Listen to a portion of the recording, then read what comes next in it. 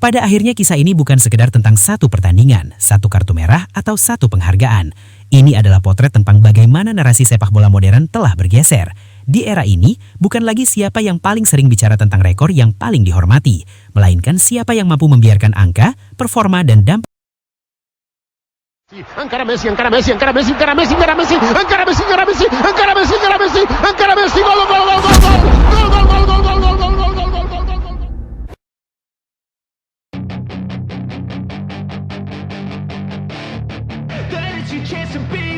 Hey kid, don't ever let them get inside your head. They'll tell you what to do. Meski secara resmi diunggulkan dan berhasil membawa pulang penghargaan Globe Soccer Awards, apa yang dialami Cristiano Ronaldo justru mencerminkan sebuah ironi besar dalam perjalanan karirnya di fase akhir. Penghargaan itu seharusnya menjadi momen selebrasi, pengakuan, dan penghormatan tertinggi atas kontribusi serta statusnya sebagai legenda hidup sepak bola. Namun realitas berkata sebaliknya. Alih-alih mendapat respek penuh, Ronaldo justru menjadi sasaran ejekan, sindiran, dan perbandingan tanpa akhir. Sementara publik sepak bola global tetap menunjukkan rasa hormat dan kekaguman yang jauh lebih besar kepada Lionel Messi. Fenomena ini tidak muncul secara tiba-tiba.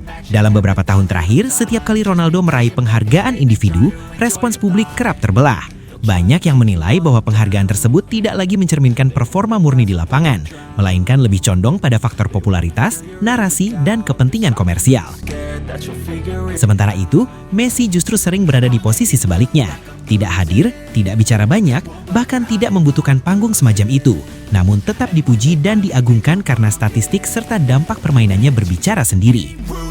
Perbedaan cara pandang inilah yang semakin memperuncing situasi. Ronaldo dikenal sebagai sosok yang sangat sadar akan sejarah dan rekor. Ia tidak pernah ragu menyampaikan ambisi untuk mencetak 1000 gol, memecahkan batasan usia, dan terus menumpuk pencapaian individu. Dalam banyak kesempatan, ia berbicara terbuka tentang angka, target, dan posisi dalam sejarah. Namun di sisi lain, Messi tetap melaju dengan pendekatan yang berlawanan. Lebih senyap, minim pernyataan, namun konsisten unggul dalam statistik kunci, seperti rasio gol, kontribusi total, efisiensi, hingga pengaruh kolektif terhadap tim. Kesenjangan inilah yang membuat publik, termasuk media dan fans netral, lebih memilih menghormati Messi ketimbang Ronaldo, bahkan ketika Ronaldo baru saja memenangkan Globe Soccer Awards. Situasi ini terasa semakin pahit karena sorotan terhadap Messi tidak pernah benar-benar hilang, bahkan di momen yang seharusnya sepenuhnya milik Ronaldo. Ketegangan narasi tersebut berlanjut ketika Ronaldo kembali berlaga bersama Al Nassr dalam pertandingan melawan Al-Ettifaq. Di atas kertas, laga ini adalah kesempatan bagi Ronaldo untuk kembali membungkam kritik. Ia memang berhasil mencetak 1 gol, sebuah bukti bahwa naluri mencetak golnya belum sepenuhnya pudar. Namun 1 gol itu tidak cukup untuk mengubah gambaran besar. Pertandingan berakhir dengan skor 2-2, hasil yang terasa mengecewakan dan seolah mencerminkan stagnasi yang lebih dalam, baik bagi tim maupun bagi ambisi pribadi Ronaldo. Lebih dari sekedar hasil imbang, laga tersebut menegaskan satu fakta pahit. Hingga akhir 2025, Ronaldo gagal mendekati apalagi melampaui rekor gol yang telah dicatatkan Lionel Messi. Padahal sejak lama, Ronaldo menjadikan pengejaran rekor sebagai pusat narasi kariernya. Setiap gol dihitung, setiap capaian diumumkan, dan setiap milestone dirayakan. Namun angka-angka itu seberapapun besarnya tetap kalah resonansi dibandingkan statistik Messi yang terus unggul secara efisiensi dan konsistensi. Di titik ini perbandingan keduanya semakin tak terelakkan. Ronaldo berbicara tentang rekor, tetapi Messi unggul dalam statistik. Ronaldo tampil sebagai figur ambisius yang mengejar sejarah, sementara Messi hadir sebagai simbol keunggulan alami yang tidak perlu diumumkan. Perbedaan inilah yang membuat Messi terus diunggulkan oleh publik, bahkan ketika Ronaldo berada di atas podium penghargaan. Momen paling mengguncangkan secara emosional terjadi setelah pertandingan melawan Al-Ettifaq berakhir. Kamera menangkap Ronaldo yang hanya bisa menggeleng-gelengkan kepala, wajahnya datar, matanya kosong, seolah menanggung beban yang jauh lebih besar dari sekedar hasil imbang. Ia tidak berprotes, tidak berteriak, tidak menunjukkan emosi berlebihan. Ia diam, dan justru dalam keheningan itulah tekanan terbesar datang. Dari tribun stadion, fans tim lawan mulai menyanyikan chant Messi, Messi, Messi. Suara itu tidak hanya terdengar, tetapi bergemuruh, menggema di seluruh stadion, menciptakan atmosfer yang menusuk mental. Chant tersebut bukan sekedar provokasi biasa, melainkan simbol dominasi narasi.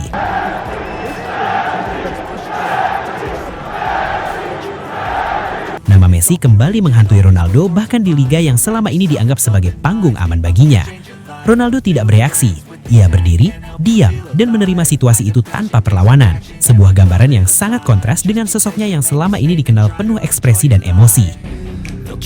Di tengah suasana panas tersebut, pertandingan juga meninggalkan kontroversi besar yang memicu kemarahan Merih Demiral. Usai laga, Demiral berbicara dengan nada emosional terkait kartu merah yang diterima oleh rekan setimnya Roger Ibanez. Menurutnya, keputusan wasit sangat tidak konsisten dan merugikan timnya. Dengan suara tinggi dan ekspresi frustasi, Demiral melontarkan pernyataan yang langsung menyulit perdebatan luas. Bagaimana kartu merah dihitung? Situasi yang persis sama terjadi. Dengan Sadio Mane di Al Nassr dan tidak ada kartu merah yang dikeluarkan, kartu merah hanya diberikan jika bukan tim Ronaldo. Pernyataan ini sangat tajam karena secara tidak langsung menuding adanya standar 2 dalam kepemimpinan wasit.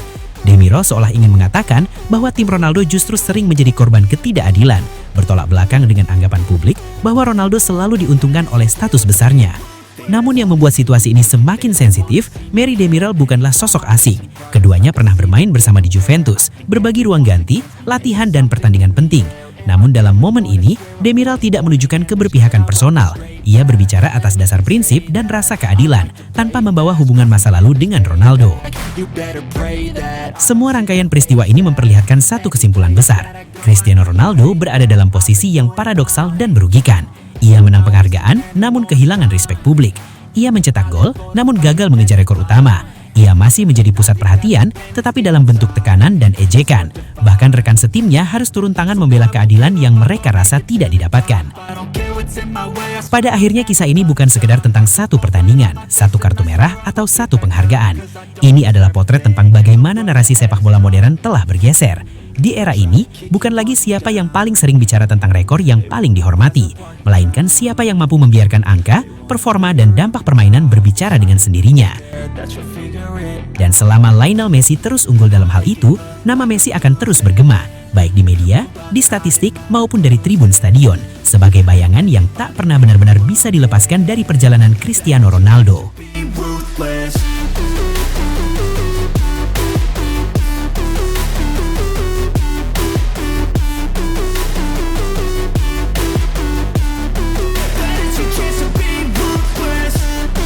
Dan itulah sahabat sepak bola, kisah sang raja dribble, sang penakluk dunia, Lionel Messi. Dan untuk kalian para pecinta sepak bola sejati, terima kasih sudah menonton, sudah mendukung, dan sudah ikut merasakan semangat luar biasa ini. Jangan lupa like, share, dan subscribe. Karena di channel Raja Piala, kita akan terus menghadirkan cerita-cerita spektakuler, fakta panas, dan momen legendaris dari dunia sepak bola. Sampai jumpa di video berikutnya.